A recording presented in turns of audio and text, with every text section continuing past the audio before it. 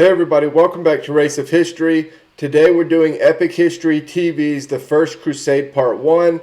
The First Crusade is something that I don't know many specifics about. Generally, I know the information, but I don't know hardly any specifics, so I'm hoping to learn something today. Let's get into it.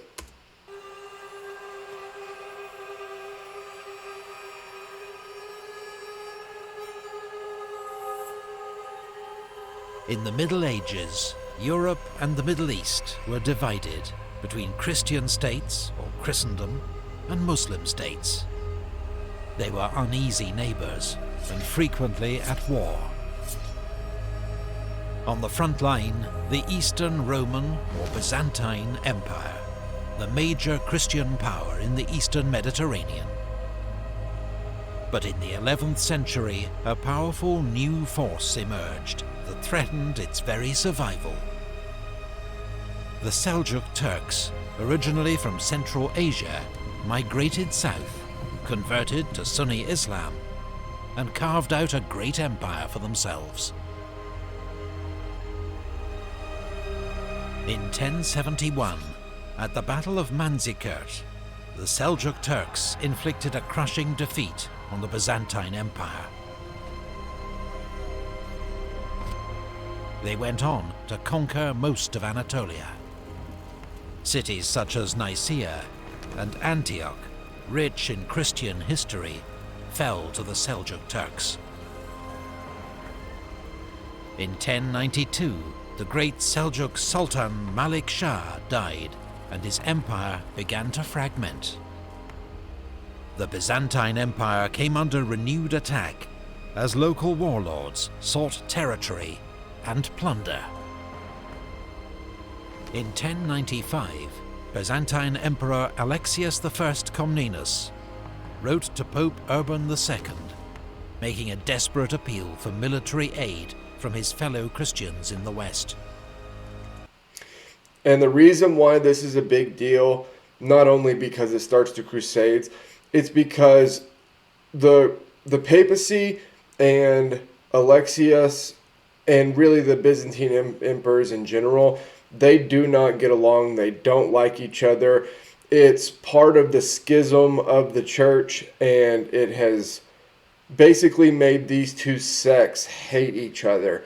So Alexius basically has to make an offer to the Pope that he thinks the Pope will take. And in that, he basically is offering a chance to retake Jerusalem. It wasn't the first such appeal by the emperor, but this time the results would be unlike anything ever seen before. God wills it.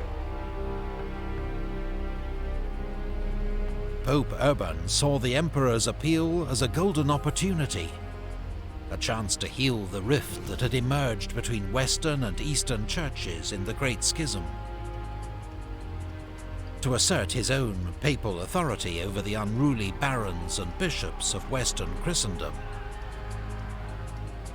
and to drive back the infidel and reclaim Christianity's most holy sites, most of all Jerusalem, lost to Muslim rule 400 years before. At Clermont in France, Pope Urban preached a sermon to a gathering of clergy and nobles. He called on Christian knights and foot soldiers to go east, to aid their brother Christians and free Jerusalem from Muslim rule. Here's the thing. If you're going to make a call to arms, it needs to be very, very specific. It needs to be a specific town, a specific army, at least a specific country. And the generality of this call to arms is going to basically release all of Christendom, or all of Christendom who wants to fight, into this First Crusade and onto the Muslims here.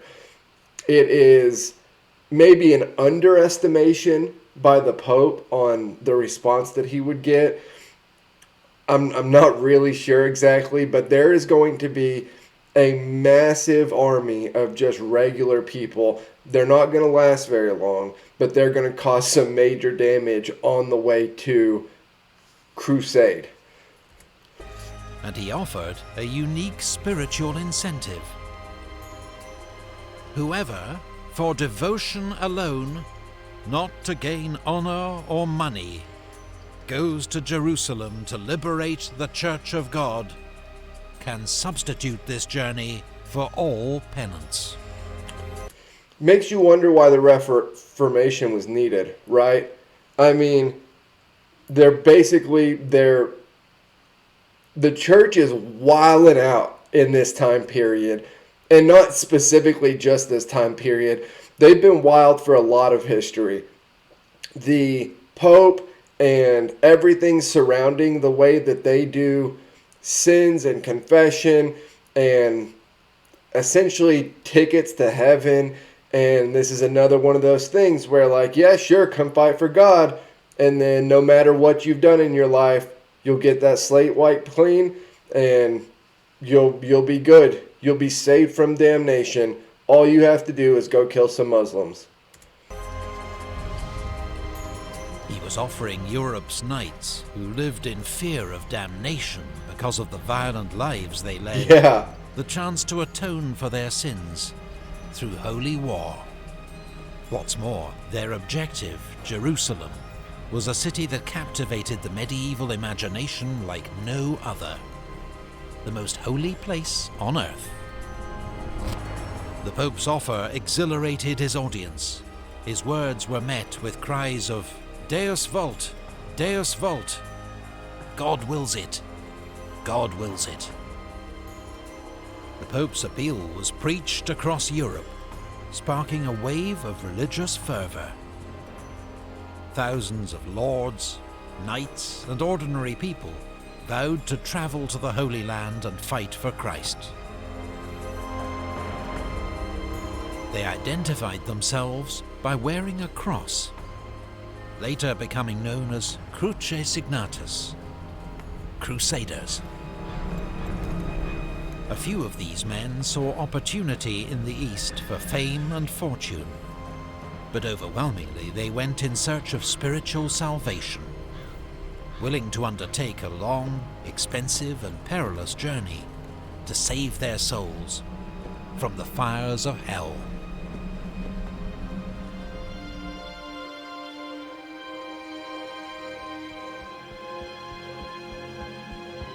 Pope Urban had intended the crusade to be led by nobles and made up of knights and experienced soldiers.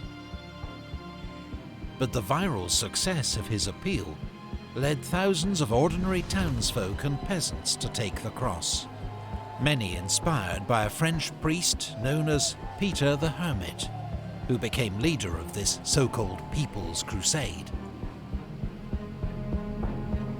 In the Rhineland, some of these crusaders, fired up by old prejudices and talk of holy war, attacked local Jewish communities, slaughtering around 5,000 men, women and children. I'm not sure if it's in these specific towns. It may be, it may not be, but I know that there is a story of essentially the church in one of these places trying to protect the Jewish population. Here's the thing. It's really hard for me. It said a second ago about how these people weren't going for riches or glory. A lot of them were going to save their souls from damnation. It's hard for me to believe that whenever stuff like this comes up, because it looks like pure bloodlust. I mean, that's really what it looks like. There will be times where they're not even going after Jewish or Muslim people. They will attack Christian settlements and Christian settlers. And so it's hard for me to wrap my mind around the idea that this is a war for God generally across the masses whenever stuff like this is going on. Extorting money from those they spared. These massacres were condemned by the church, but to little effect. In the summer of 1096, the People's Crusade, 20 to 40,000 strong, made its way east. The main contingent, led by Peter the Hermit, travelled along the river Danube. But they were ill-disciplined and poorly prepared. When they ran out of food in Hungary, they attacked and looted Christian settlements. They continued to pillage the land of their supposed ally, the Byzantine Empire. When they reached Constantinople, the emperor quickly ferried them to Anatolia to be rid of them. In enemy territory, lacking discipline or leadership, their main force was soon ambushed and slaughtered by the Turks. You have to imagine that Alexius right there, the Byzantine emperor, when he gets the news that they've been ambushed and killed, he's like, well, that's the end of this shit show. Glad that it's over. So sorry that I ever even started this. But like, we can put this all behind us now, and we can focus on trying to stop the encroachment on our borders on our own. Little does he know there's a massive other force coming.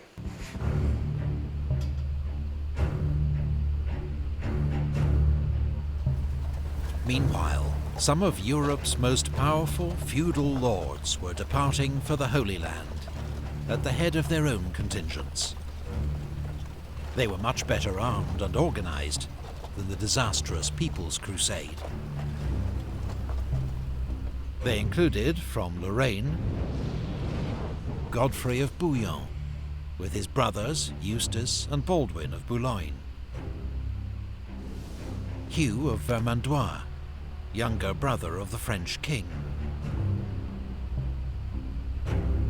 Count Robert of Flanders, and Duke Robert of Normandy, son of William the Conqueror; the wealthy Stephen of Blois; from Provence, Count Raymond of Toulouse, accompanied by the Crusade's spiritual leader, papal legate Adhemar of Le Puy; and from southern Italy, Norman lords Bohemond of Taranto and his nephew Tancred. The various contingents converged for their agreed rendezvous at Constantinople. Together they formed a huge army, perhaps 60,000 strong, probably the largest seen in Europe since the fall of the Western Roman Empire. The Byzantine Emperor Alexius had expected to welcome a small force of Western mercenaries who'd serve under Byzantine command. But the giant Crusader force that began arriving in December 1096 made him nervous and distrustful, particularly the presence of Bohemond of Taranto, who'd spent much of his life attacking the Byzantine Empire. Alexius gave the Crusaders money, supplies, and guides, but only after their leaders swore oaths of fealty and promised to return all Byzantine territory to the emperor, not keep it for themselves. Only then were they ferried across the Bosphorus into Anatolia. The Crusaders were a mighty military force, particularly the armoured knights, who made up about 1/6 of their strength. But they'd have to adapt rapidly to the heat, terrain, and hit-and-run tactics of their Turkish enemy. In their favour, the Islamic world and the great Seljuk Empire itself was badly divided. Its Turkish governors, or atabegs, were busy fighting each other, as well as the Shia Fatimids of Egypt. None of them was prepared for the First Crusade, or had any real understanding of its strength or aims. I wonder if, because the People's Crusade was such a shit show, if that plays into the mindset of the Turks here. Because if you hear there's a crusade coming, and then this huge quote unquote army shows up that you basically just ambush and massacre, And then you're like, all right, well, that's the end of that. Like, we're done. And then you get word that there's another crusade coming. Why would your reaction be that there's some huge, great force coming? You're like, yeah, we just saw the crusade. Like, they suck. We're good. Like, don't worry about us.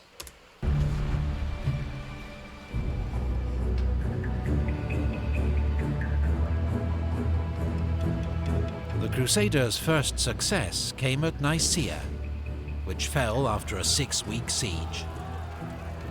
But the city surrendered to the Byzantine forces, cheating the Crusaders, as they saw it, of their rightful plunder.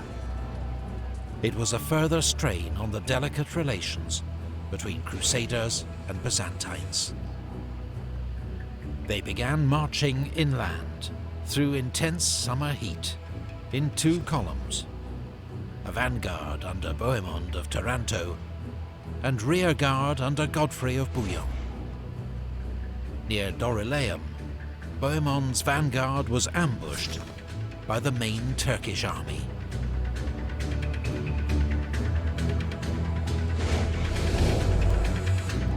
Based on Crusader chronicles, this is our best understanding of how the confused fighting unfolded.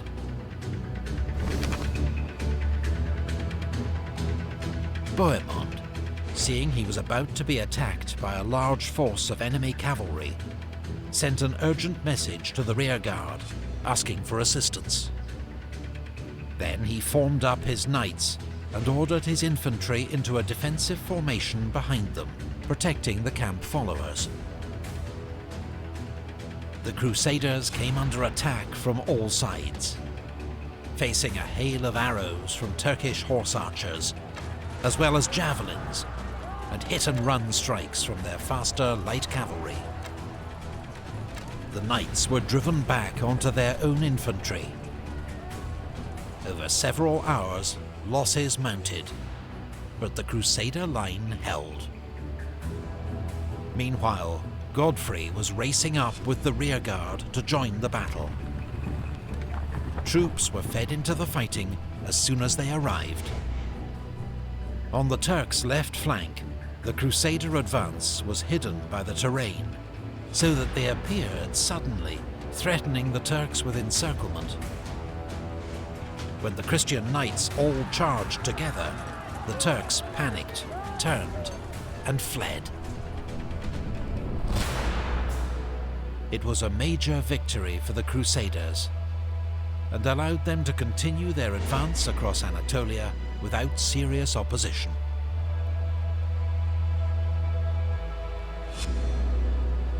At Heraclea, they defeated a small Turkish force, then split up. The main force struggled through the mountains of Cappadocia, losing many of their baggage animals and running dangerously low on supplies. Meanwhile, Baldwin of Boulogne and Tancred, probably out to seize land and plunder for themselves, travelled south into Cilicia, capturing the city of Tarsus and other settlements. Tancred later rejoined the main army. Wait, so why did they split then? Because they make it seem like one group just wanted to go pillage and plunder, but it looked like the other side had major complications. And so did they disagree on what direction they needed to go, and they decided to go different ways to get to the same point? Or what forces the split there? But Baldwin was invited by local Armenian Christians to travel to Edessa, where he was soon installed as Count Baldwin of Edessa, ruler of the First Crusader state. In October 1097, the rest of the Crusaders reached Antioch, the next stepping stone on the road to Jerusalem. But outside its walls, the First Crusade would come to the brink of disaster, decimated by disease and starvation, and encircled by their enemies. It would take a miracle to save them from annihilation. Research and artwork. All right, that was Epic History TV's First Crusade Part 1. Like, comment, subscribe, and I will see you guys next time.